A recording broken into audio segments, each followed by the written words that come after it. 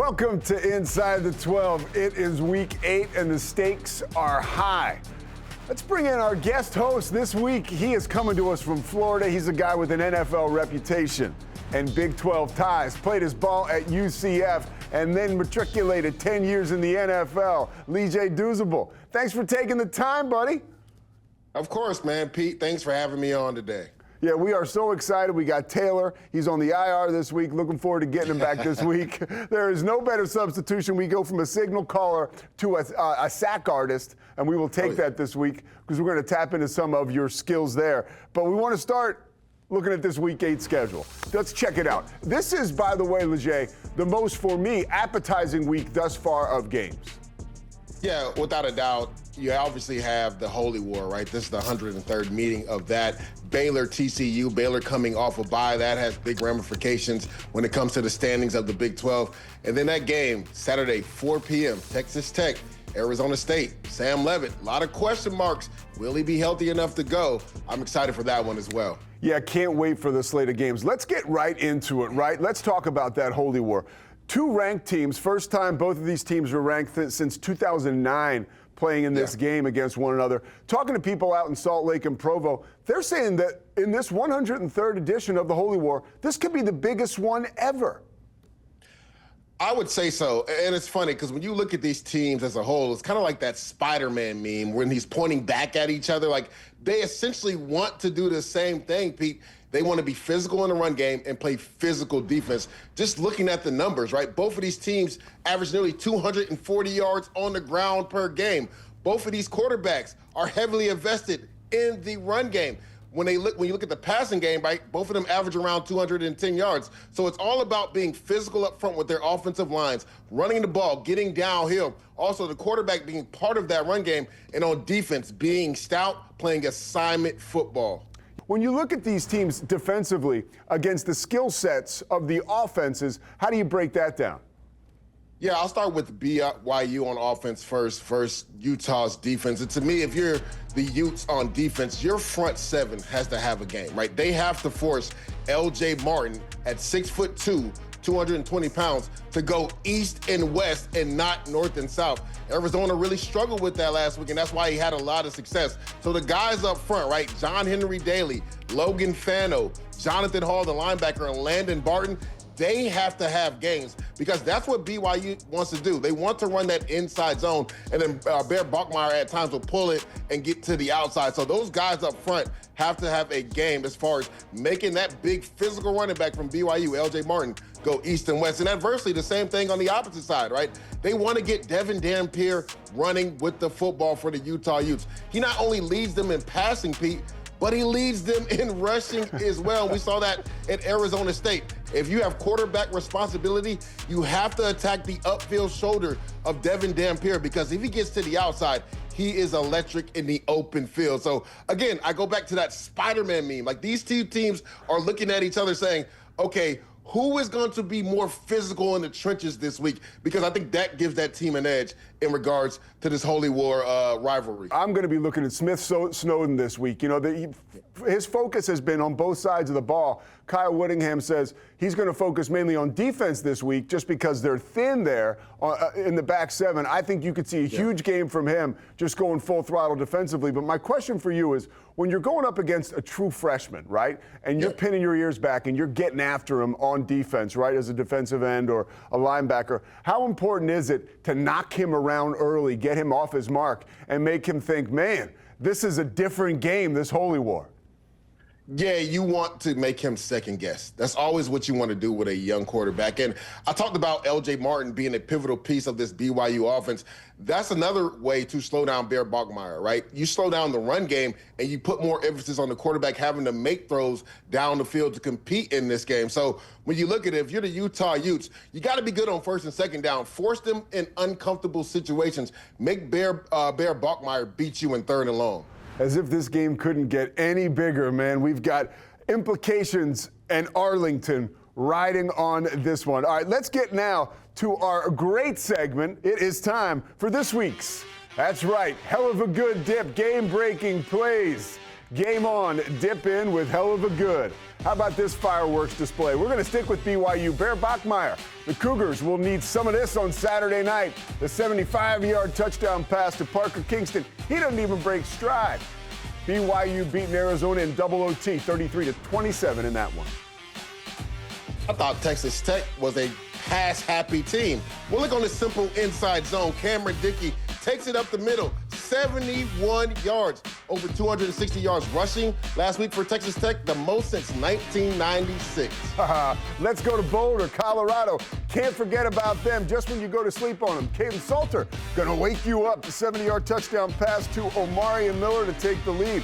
Colorado upsets Iowa State 24-17. We are at the halfway point of the season. When we come back, we're going to come back with Professor Lige Douzable. Give out some midterm grades. That's right, we're going to class after this. The Big 12 has been first class. We'll break down some of the ballers.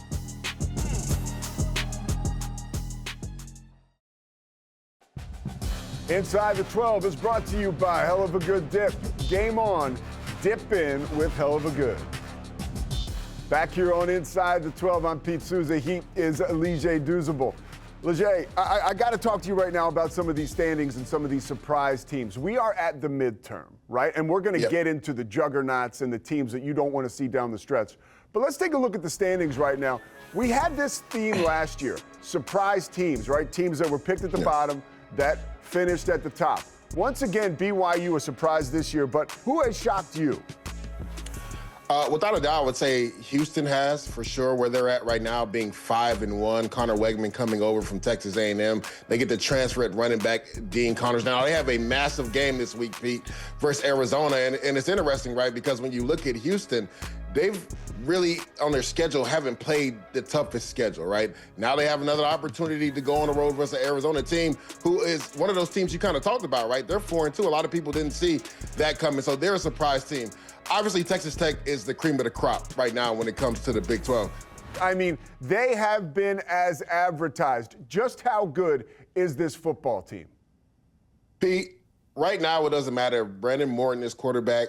Will Hammond's quarterback. Lige Douzable is quarterback. Pete Sousa is quarterback. That's how explosive this team is on offense. And the interesting thing is the defensive linemen, I feel like they're not getting enough love for their front seven, right? What David Bailey has been able to do, right? Romello Height on the outside, right? Lee Hunter in the middle. Like, they literally took it to Utah and beat them at their own game. When you talk about the physicality in the trenches, they went into Utah and did that. It's rare for a team to go to Utah and out-physical them.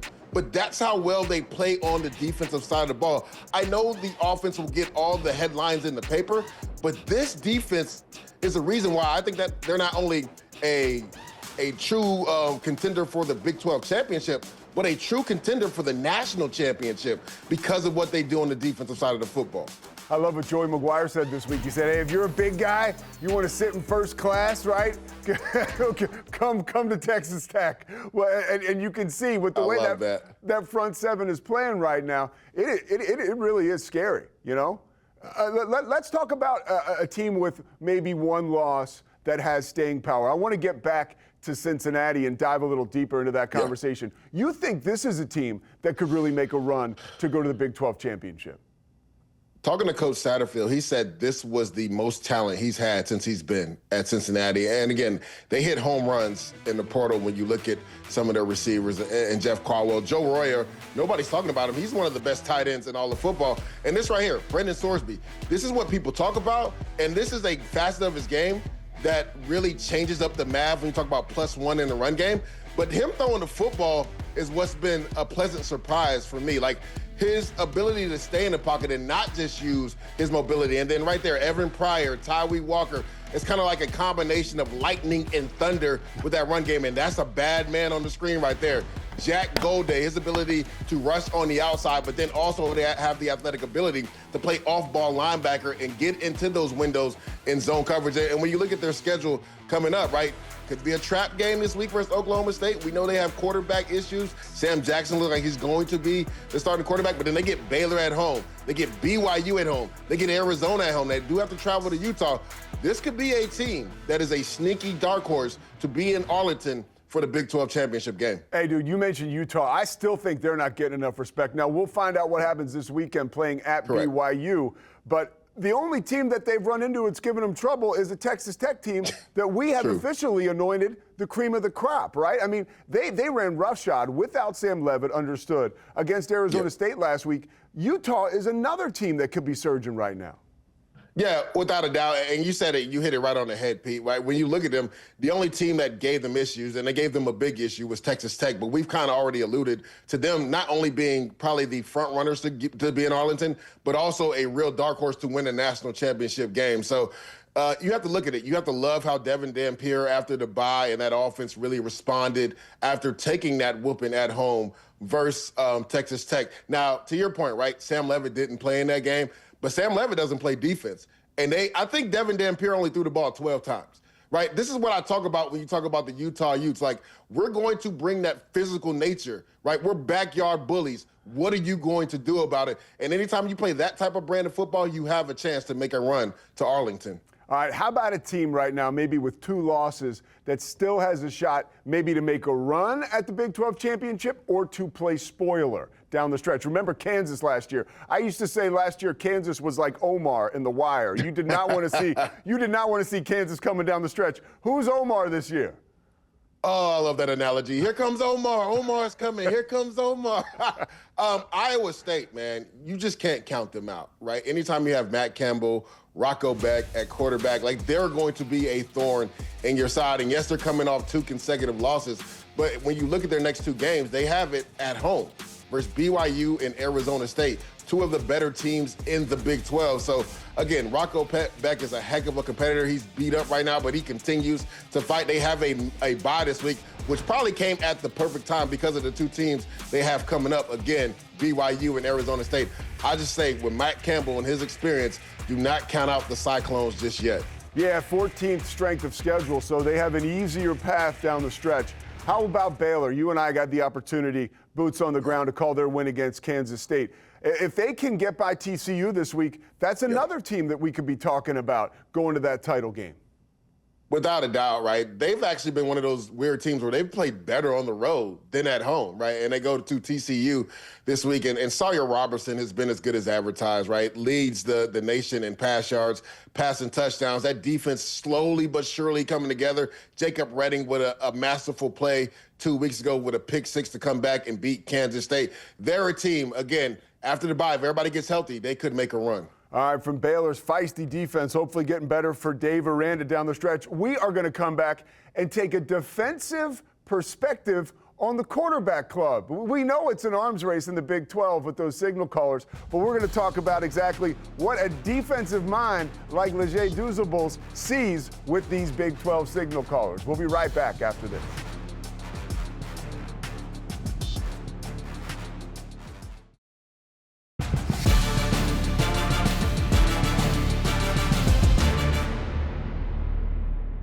Welcome back to Inside the 12. I'm Pete Sousa. He is Douzable. Big week of college football in the Big 12. Don't forget, big new kickoff going to be at that Holy War game we talked about at the top of the show out in Provo. Cannot wait for that game. Cannot wait now to get into the quarterback club with the defensive-minded, 10 years in the NFL playing defensive end, Douzable. I know that you have a real pulse on this league, so I have to ask you, when you take a look back and you break down this quarterback class, who has the arm? Who has the cannon that jumps out to you? It's the guy that we got to see up close and personal, Pete. Sawyer Robertson. I literally can put it anywhere on the field. Really good mobility. That throw down the seam in our game. And there it is, right? Shout out to our producer, Phillip. Right there in cover 2. That's an NFL throw. He put it where only Michael Trigg could catch the football. Between the linebacker and over the safety. He had another big throw in that game, rolling to his left, throwing it down the left sideline to Trigg. Literally, he can place it anywhere on the football field. For me in the Big 12, he definitely has the best arm and throws with the most accuracy. Leads the entire country in passing yards at 2,058. A dark horse Heisman candidate in a wide open race. Let's go to somebody who can move around the pocket pretty well and throw it maybe almost as well. I know you like Devin Dampier as somebody who can move and be mobile. I mean, when you look at it, he leads the Utah Utes in rushing and passing. And when you go back to last week's game versus Arizona State, he outpaced in rushing more than he did in passing. He ran for 120 yards and only threw for 104 yards, only had 12 passes.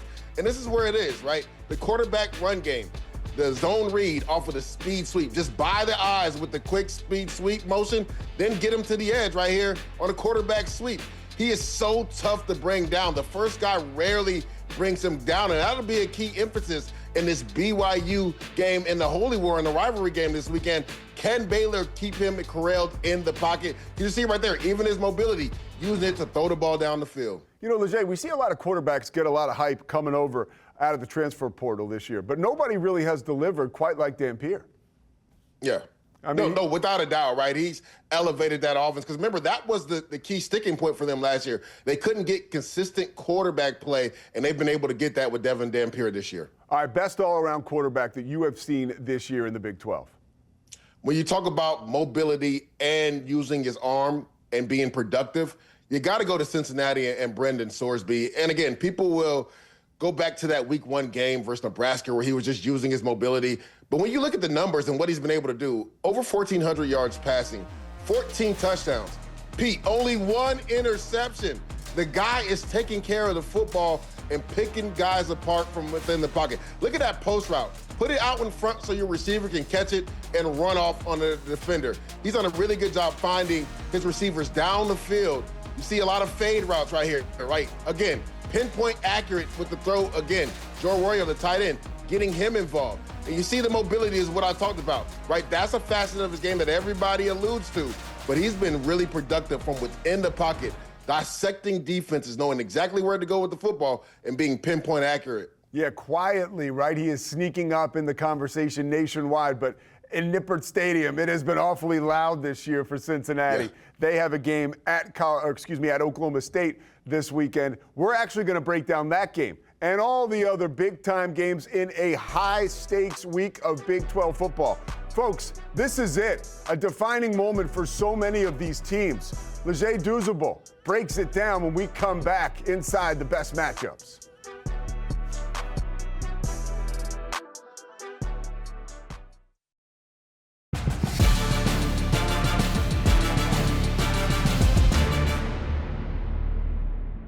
Welcome back to Inside the 12. There they are. Week 8 matchups. Teams on a bye this week. You won't see Colorado, Iowa State, Kansas, or Kansas State, but you will see some serious action. Pete Sousa alongside Leger Douzable. I got to start with Arizona and Houston, okay? That game is in Houston, noon Eastern time on FS1. We're going to find out a lot about the Cougars in this one. One thing I've noticed is Connor Wegman has seemed more poised, right? When the pressure has hit him this year, it's a lot different than when he was at Texas A&M. He sort of struggled with that, got rattled. He's stepping up, Leger, and he's going to have to on Saturday. Yeah, we saw a little bit of that in that game versus Oregon State in the surprise game where they were actually down and he had to lead them from behind and come back. And these are two of the teams in the Big 12 that are a bit surprising, right? Arizona 4-2, Houston 5-1. But do we know truly how good either one of these teams are? When you look at Arizona, when they've been on the road versus Iowa State, they really struggled. Everywhere else, they've been able to come away with big wins. Now, they let one get away versus BYU because they had them up big. And I thought they got too conservative in the fourth quarter, right? Trying to control the clock instead of just being able to be more aggressive with Noah Fafita. So it'll be interesting to see how the Wildcats respond after that overtime thriller loss to BYU. For Houston, right, this is an opportunity because if they win this game, there's a real opportunity for them to win 9, maybe even 10 games this year. And who would have said that going into the season? We always talk about those teams, like who are those dark horses when the season began? I didn't hear many people talking about Houston, but they have a real chance with Connor Wegman and also Dean Connors. They got to get him involved outside the pocket, not just handing the football, but throwing the football because he's a mismatch for linebackers. And then also Connor Wegman, use your mobility. We saw Bear Bachmeier have some success versus Arizona last week doing that. All right, we got also Arizona as a road favorite. That's interesting. Willie Fritz in his second year, you mentioned it. This team is popping. And Houston, if they win, can be bowl eligible for the first time since 2022. Pretty cool situation there in H-Town. All right, let's go to a shootout near the stockyards, right? Baylor, at TCU. No bigger game. Noon, ESPN2. Two of the best quarterbacks in the country, Sawyer Robertson and also Josh Hoover. What sticks out for this game? Which team can get a defensive stop, Pete? That's what I'm looking at in this game, because this game could get loose with the firepower that's on the field. Also, Baylor coming off the bye. Bryson Washington's been kind of beat up. Let's see if he is more healthy, because when they get going, you actually had a really cool stat when we called their game. When they rush for over 150 yards, I believe they're 10-1. So they're going to try to, with Spavs, get their running back going in that game. So I think Baylor comes out and tries to establish the run versus TCU. Adversely, when you look at TCU, Josh Hoover, when you look at the last couple losses, right, costly turnovers have been the bugaboo for this TCU team. You go back to that game versus Arizona State, a late interception. Go back to Kansas State last week, right? Miscommunication between him and one of his top receivers, Eric McAllister, right? They read the zone coverage different. He goes in, he throws inside, McAllister goes outside, pick six for Purnell, and then also a lateral that goes for a touchdown. So TCU has to take care of the football better in this game. Yeah, an opportunity for Sawyer Robertson, I think, to break out and make himself a real Heisman candidate if he has a huge game. But you mentioned it. You don't want to give those gift-wrapped turnovers, and Josh Hoover has done that. And maybe Baylor can wait on one of those. We'll find out. Okay, 4 o'clock Eastern time. Texas Tech at Arizona State on Fox. This one is huge. Texas Tech coming off another convincing win. David Bailey, man, he has been awesome this year. I mean, again, this front seven, the defensive front seven for Texas Tech doesn't get talked about enough. David Bailey, Lee Hunter, Romello Height, those guys have been all world so far this year. David Bailey, 24 pressures, 5 sacks in the last 2 games. He's been unstoppable. The biggest question in this game is the status of Sam Levitt. Is he going to be healthy enough to play? We'll look at the practice as the week progresses and see where he's at. And then Ben Coleman being out for the year, their guard, who's one of their better O-linemen. Against this defensive front, that's a massive loss for Arizona State. So those will be the 2 things I'll be watching, right? The status of Sam Levitt, and then how does this offensive line contend with that defensive line from Texas Tech? Yeah, Levitt in a walking boot last week has progressed, has moved around a little bit in practice this week. We'll find out exactly where they are at quarterback time, right around game time, I'm sure. What an exciting week of college football. We can't wait for it here in the Big 12. Leger, man, thank you so much for stepping in this week. What a pleasure to have you, providing your analysis and pizzazz, baby. I love it. Of course, man. It's always fun when me and you get together, Pete. Yeah, Leger Douzable is the man. I am Pete Sousa. I'm just here trying to hold it down. We are excited for this week, Big 12 college football. Make sure you check up with us on Inside the 12 again next week, and go to the Big 12's YouTube page for all the best content in college football.